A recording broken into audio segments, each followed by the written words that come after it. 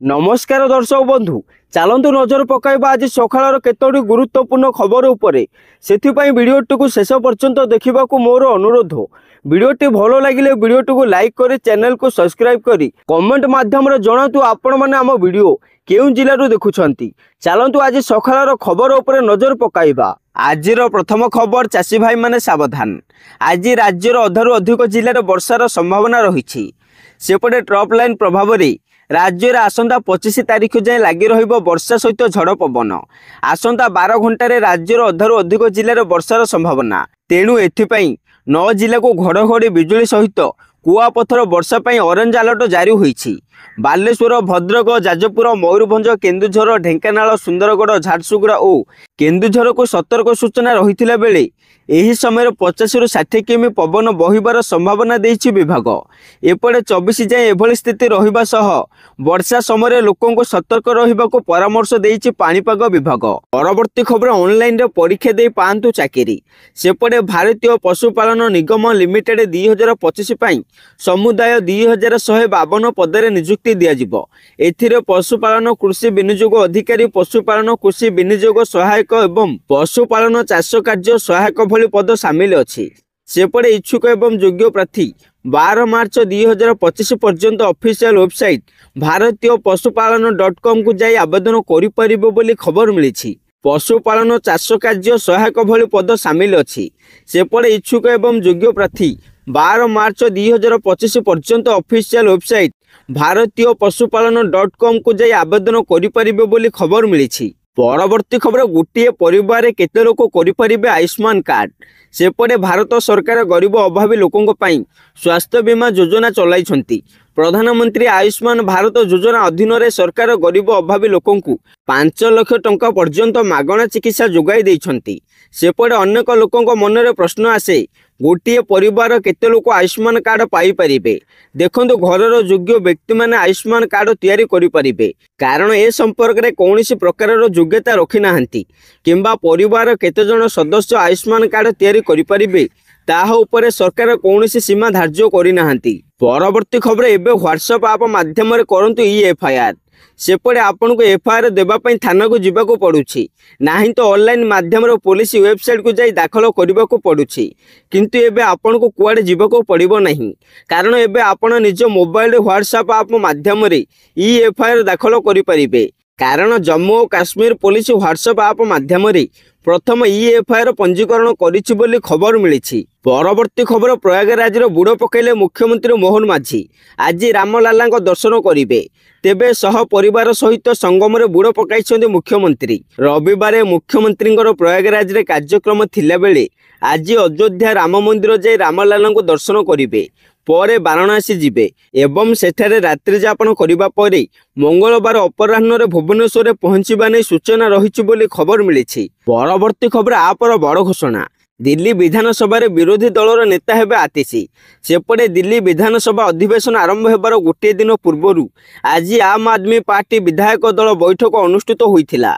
एही बैठक परे दिल्ली आम आदमी पार्टीर प्रभारी एवं बाबरपुरर विधायक गोपाल राय कहिसंति जे दिल्लीर पूर्वतन मुख्यमंत्री विरोधी दलर नेता हेबे। ताहा सहित आप विधायक दलर एही बैठक रे विधानसभा अधिवेशनर एजेंडा उपर मध्य आलोचना करा जायथिला बोली खबर मिलिछि। परवर्ती खबर स्वयं सहायक गोष्ठी खुशी खबर, कारण स्वयं सहायक गोष्ठी राज्य सरकार पक्षर बड़ घोषणा करा जायछि। स्वयं सहायक गोष्ठी बैंक ऋण उपरे फेरस्त हेब सुध। 10 लाख टंका पर्यंत बैंक ऋण उपरे फेरस्त हेब सुध। 2024-25 आर्थिक वर्ष रे 300 कोटी सुध फेरस्त करा जिवो। 3 लाख रु अधिक स्वयं सहायक 300 कोटी सुध फेरस्त करा जिवो बोली खबर मिलिछि। परवर्ती खबर 90 वर्षर परंपरा रे पड़िला पूर्णछेद, कारण आसाम सरकार विधानसभा रे दशंधि धरी चली आसुथिबा नमाज ब्रेक अर्थात नमाज पई विरति परंपरा को सरकार समाप्त करिसंती। जदिओ एही निष्पत्ति गत वर्ष अगस्त मासरे निया जाइथिला, हेले बजेट अधिवेशन समय रे एहाको कार्यकारी करा जाइछि। तेबे आसाम सरकार को एही निष्पत्ति को नहीं व्यापक विरोध प्रदर्शन देखा मिलुछि बोली खबर मिलिछि। परवर्ती खबर 10,000 कोटी टंका मिलिले भी एनईपी रे करिबेनी स्वाक्षर कहिले एमके स्टालिन। सेपटे तमिलनाडु मुख्यमंत्री एमके स्टालिन କୌଣସି ପରିସ୍ଥିତିରେ ମଧ୍ୟ ରାଜ୍ୟରେ ଜାତୀୟ ଶିକ୍ଷାନୀତି ଏନ୍ଇପି ଲାଗୁ ହେବାକୁ ଦେବେ ନାହିଁ ବୋଲି କହିଛନ୍ତି। ଶନିବାର କୁଡାଲୁର ବୁଦ୍ଧାଚଲମରେ ଆୟୋଜିତ ସେଲିବ୍ରିଟି ପ୍ୟାରେଣ୍ଟସ୍ କାର୍ଯ୍ୟକ୍ରମକୁ ସମ୍ବୋଧିତ କରି ସେ ଏହା କହିଛନ୍ତି ବୋଲି ଖବର ମିଳିଛି। ପରବର୍ତ୍ତୀ ଖବର, ମୋଦିଙ୍କ ବଡ଼ ଘୋଷଣା। ଗୋଟିଏ ଦିନ ପାଇଁ ସୋସିଆଲ ମିଡ଼ିଆ ଆକାଉଣ୍ଟସ୍ ମହିଳାମାନଙ୍କୁ ହସ୍ତାନ୍ତର କରିବେ ପିଏମ୍ ମୋଦି। କାରଣ ରବିବାର ଦିନ ମନ୍ କି ବାତ୍ ସମୟରେ ପ୍ରଧାନମନ୍ତ୍ରୀ ନରେନ୍ଦ୍ର ମୋଦି ଏହି ଘୋଷଣା କରିଛନ୍ତି। ମାର୍ଚ୍ଚ 8ରେ ଜାତୀୟ ମହିଳା ଦିବସ ଅବସରରେ ମହିଳାମାନଙ୍କୁ ପ୍ରେରଣା ଦେବାକୁ ଗୋଟିଏ ଦିନ ପାଇଁ ତାଙ୍କ ସୋସିଆଲ ମିଡ଼ିଆ ଆକାଉଣ୍ଟ ହସ୍ତାନ୍ତର କରିବେ। ପ୍ରଧାନମନ୍ତ୍ରୀ ନରେନ୍ଦ୍ର ମୋଦି ଆଜିଠାରୁ ମଧ୍ୟପ୍ରଦେଶ, ବିହାର ଓ ଆସାମ ଗସ୍ତରେ ଯିବେ। ଆଜି ସେ ମଧ୍ୟପ୍ରଦେଶର ଛତ୍ରପୁର ଜିଲ୍ଲାରେ ବାଗେଶ୍ୱର ଧାମ ଚିକିତ୍ସା ଏବଂ ବିଜ୍ଞାନ ଗବେଷଣା ସଂସ୍ଥାନର ଶିଳାନ୍ୟାସ କରିବେ। ଏହି ସଂସ୍ଥାନର କ୍ୟାନ୍ସର ହସ୍ପିଟାଲରେ ଗରିବ କର୍କଟ ରୋଗୀଙ୍କୁ ମାଗଣାରେ ଚିକିତ୍ସା କରାଯିବ ଏବଂ ଅତ୍ୟାଧୁନିକ ଯନ୍ତ୍ରପାତି ସହିତ ବିଶେଷଜ୍ଞ ଡାକ୍ତର ରହିବାର ବ୍ୟବସ୍ଥା କରାଯିବ। ସେହିପରି ଭୋପାଳରେ 2 ଦିନିଆ ବିଶ୍ୱ ପୁଞ୍ଜି ବିନିଯୋଗ ସମ୍ମିଳନୀ 2025କୁ ମଧ୍ୟ ମୋଦି ଉଦ୍ଘାଟନ କରିବେ ବୋଲି ଖବର ମିଳିଛି। ପରବର୍ତ୍ତୀ ଖବର, ଅଧ୍ୟୟନରୁ ବଡ଼ ଖୁଲାସା। ମହାକୁମ୍ଭରେ କୋଟି କୋଟି ଲୋକଙ୍କ ସ୍ନାନ ପରେ ବି ଗଙ୍ଗା ଜଳ ବିଶୁଦ୍ଧ। ଏବେ ପ୍ରୟାଗରାଜର ମହାକୁମ୍ଭରେ 60 କୋଟିରୁ ଅଧିକ ଶ୍ରଦ୍ଧାଳୁ ସଙ୍ଗମରେ ବୁଡ଼ ପକାଇ ସାରିଛନ୍ତି। ଏତେ ସଂଖ୍ୟାରେ ଲୋକଙ୍କ ସ୍ନାନ ସତ୍ତ୍ୱେ ଗଙ୍ଗା ଜଳ ସମ୍ପୂର୍ଣ୍ଣ ଜୀବାଣୁମୁକ୍ତ ଅଛି। ସେପଟେ ଦେଶର ପ୍ରମୁଖ ବୈଜ୍ଞାନିକମାନଙ୍କ ମଧ୍ୟରୁ ଜଣେ ପଦ୍ମଶ୍ରୀ ଡକ୍ଟର ଅଜୟ ସୋନକର ଏଭଳି ଦାବି କରିଛନ୍ତି। ଏକ ଅଧ୍ୟୟନକୁ ନେଇ ସେ କହିଛନ୍ତି ଯେ ଗଙ୍ଗା ହେଉଛି ବିଶ୍ୱର ଏକମାତ୍ର ମଧୁର ଜଳ ନଦୀ ଯେଉଁଥିରେ 1100 ପ୍ରକାରର ବ୍ୟାକ୍ଟେରିଆ ଫେଜ୍ ଅଛି, ଯାହା ପ୍ରାକୃତିକ ଭାବରେ ପ୍ରଦୂଷଣକୁ ଦୂର କରିବାରେ ସକ୍ଷମ ଏବଂ ସେମାନଙ୍କ ସଂଖ୍ୟାଠାରୁ 50 ଗୁଣ ଅଧିକ ହାନିକାରକ ଜୀବାଣୁକୁ ହତ୍ୟା କରି ପାଣିକୁ ବିଶୁଦ୍ଧ କରିବାରେ ସକ୍ଷମ। ପରବର୍ତ୍ତୀ ଖବର, ଖାଇବା ତେଲର ବ୍ୟବହାର 10% କମ୍ କରିବାକୁ ମୋଦିଙ୍କ ପରାମର୍ଶ। ସେପଟେ ପ୍ରଧାନମନ୍ତ୍ରୀ ନରେନ୍ଦ୍ର ମୋଦି ରବିବାର ତାଙ୍କ ମାସିକ ରେଡିଓ କାର୍ଯ୍ୟକ୍ରମ ମନ୍ କି ବାତ୍ର 19ତମ ସଂସ୍କରଣରେ ଦେଶବାସୀଙ୍କୁ ସମ୍ବୋଧିତ କରିଛନ୍ତି। ଏଥିରେ ସେ ଦ୍ରୁତଗତିରେ ବଢ଼ୁଥିବା ସ୍ୱାସ୍ଥ୍ୟ ସମସ୍ୟା ମୋଟାପଣ ଉପରେ ଚର୍ଚ୍ଚା କରିଛନ୍ତି।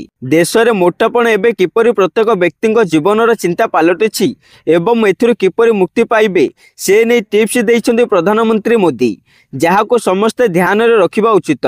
ତାହା ହେଉଛି ଖାଦ୍ୟରେ ତେଲ ପରିମାଣ 10% କମାଇବା। ପରବର୍ତ୍ତୀ ଖବର, ବାଲାଜୀ ସରକାର କର୍କଟ ଡାକ୍ତରଖାନାର ଶିଳାନ୍ୟାସ କଲେ ପ୍ରଧାନମନ୍ତ୍ରୀ। ପ୍ରଧାନମନ୍ତ୍ରୀ ନରେନ୍ଦ୍ର ମୋଦି ରବିବାର 2 ଦିନିଆ ମଧ୍ୟପ୍ରଦେଶ ଗସ୍ତରେ ଯାଇଥିଲା ବେଳେ ଛତରପୁରସ୍ଥିତ ବାଗେଶ୍ୱର ଧାମରେ ବାଲାଜୀ ସରକାର କର୍କଟ ଶିକ୍ଷାନୁଷ୍ଠାନ ଓ ଡାକ୍ତରଖାନାର ଶିଳାନ୍ୟାସ କରିଛନ୍ତି। ଏହି ଅବସରରେ ପ୍ରଧାନମନ୍ତ୍ରୀ ଏକ ଜନସଭାରେ ଉଦ୍ବୋଧନ ଦେଇଥିଲେ। ସେ କହିଥିଲେ, ବହୁତ କମ୍ ଦିନରେ ସେ ଦ୍ୱିତୀୟ ଥର ପାଇଁ ବୀରଙ୍କ ମାଟିରେ ପାଦ ରଖିବାର ସୌଭାଗ୍ୟ ମିଳିଲା।